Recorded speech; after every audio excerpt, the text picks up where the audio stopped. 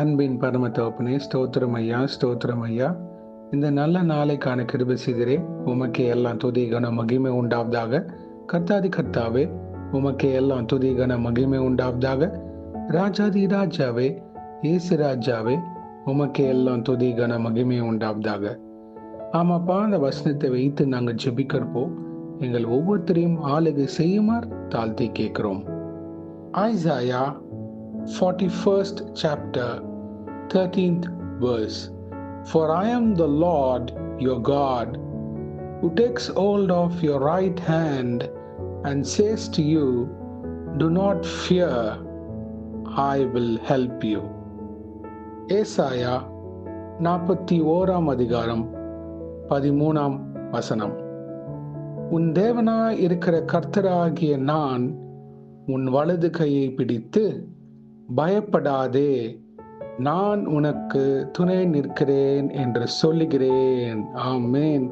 Thank you Jesus. ஹல்லேலூயா.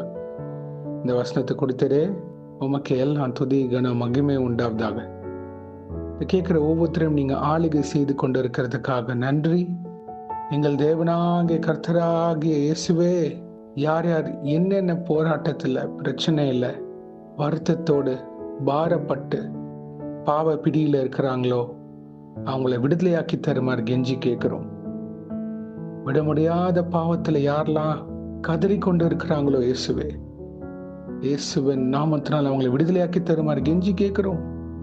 மனிதர்களை குறித்து அநேக பேர் பயந்து கொண்டு இருக்கிறாங்க. சூழ்நிலைகளை குறித்து, சத்துருவை குறித்து அநேக பேர் பயந்து கலக்கத்தோடு, வருத்தத்தோடு இருக்கிறாங்க. அவங்க பயத்தை நீக்கி போட்டு, பரிசுத்த ஆவியானவரே, உங்க தெய்வீக வல்லமையினால் அவங்களை நிரப்பி அருளுமாறு தாழ்த்தி கேட்கிறோம். அவங்களோட வலது கையை பிடித்து பயப்படாதேன்னு சொல்லுங்க இயேசுவே.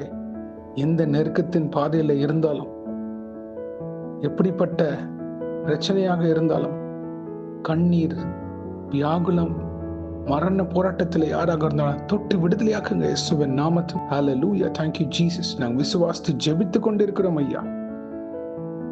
நீங்க அவங்களை தொடுவீராக, அவங்களை ஆளுகை செய்வீராக. அவங்க வாழ்க்கையில என் இயேசுவின் கரம் தொட்ட உடனே என் வாழ்க்கை மாறியதுன்னு சொல்ல கிருபை செய்யுங்க. சாட்சிகள் எழும்ப கிருபை செய்யுங்க. The name of Jesus Christ of Nazareth, let them be delivered from everything they are suffering right now.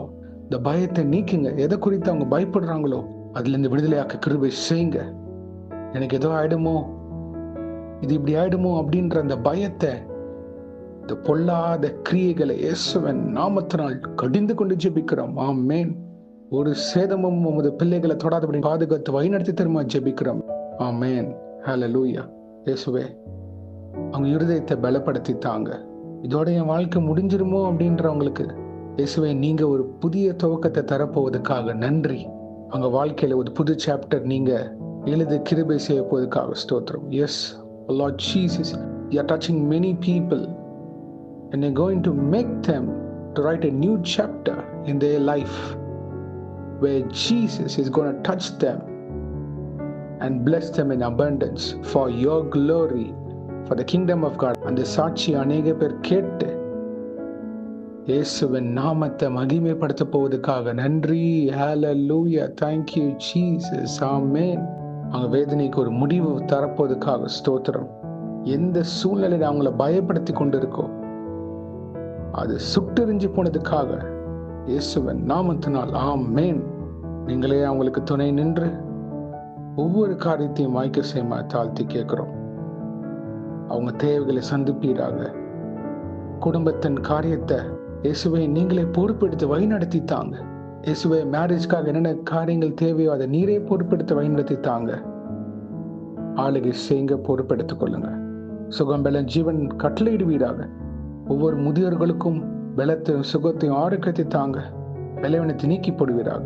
அவங்க பயத்தை நீக்கி போட்டு உமக்காக சாட்சிகளாக நிக்க கிருபை செய்யுங்க.